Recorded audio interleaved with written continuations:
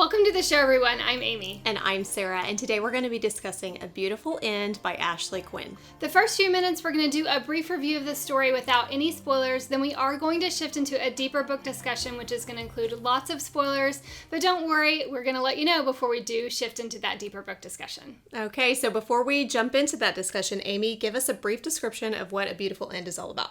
When a young girl and her boyfriend discover a murdered woman, it starts a hunt for the person responsible. The young girl's godfather, who is also the town sheriff, works to solve the crime while building a relationship with the young girl's aunt.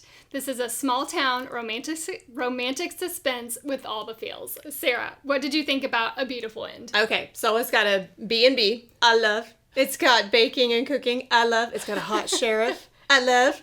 It has mystery, which was just so delightful. And it's low on the angst in the relationship. We'll dig into that in just a second, which I really enjoyed. It was just a really good story to read.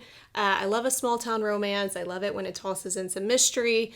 And if you can keep the relationship angst on the down low, then I'm super happy. So this kind of did all that. It had a lot of my little favorites all just sprinkled throughout. And I really liked it. What'd you think? I loved the chemistry between the two main characters. It was just delightful throughout the whole story. Mm-hmm. Really enjoyed the mystery parts of the story and the small town vibe. I just really enjoyed as well. This is good. Okay, let's get into our ratings. Angst. Okay, so angst. So like I said, the relationship angst is low.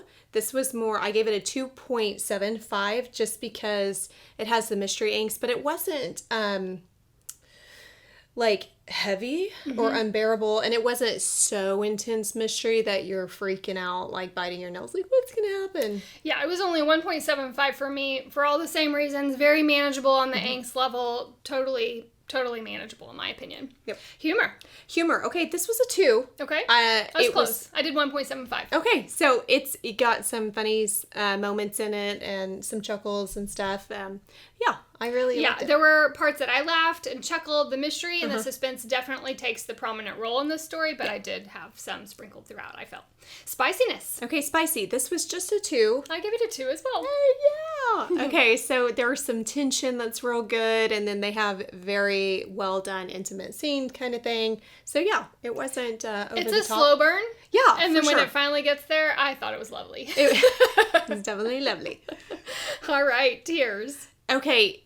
I gave it a 1 just because I didn't cry, but it should probably be higher just because of what some of the characters have experienced, but it's not, you feel sad for the character's history, but the story itself is not sad. I agree. I did 1.5.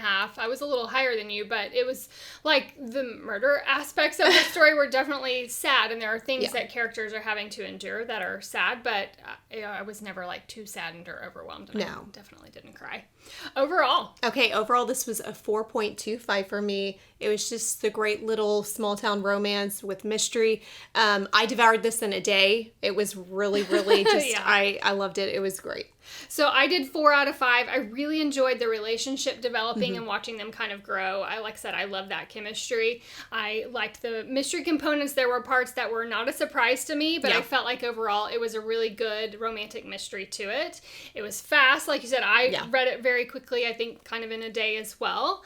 I do want to say that this story can be read as a standalone, but it definitely sets you up for following other characters in the story as you move forward. Yeah, and you might want to, if you're like me, because I like to read everybody's story, you're going to want to jump into the next one. I know I do, so. Yeah.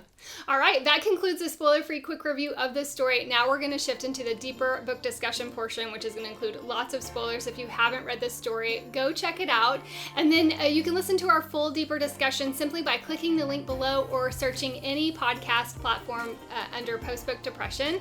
And then we would love to connect with you on social media. You can find us on Instagram at Post-Book Depression Podcast, on Facebook in our Post-Book Depression discussion group, and you can also email us at postbookdepressionpodcast@gmail.com.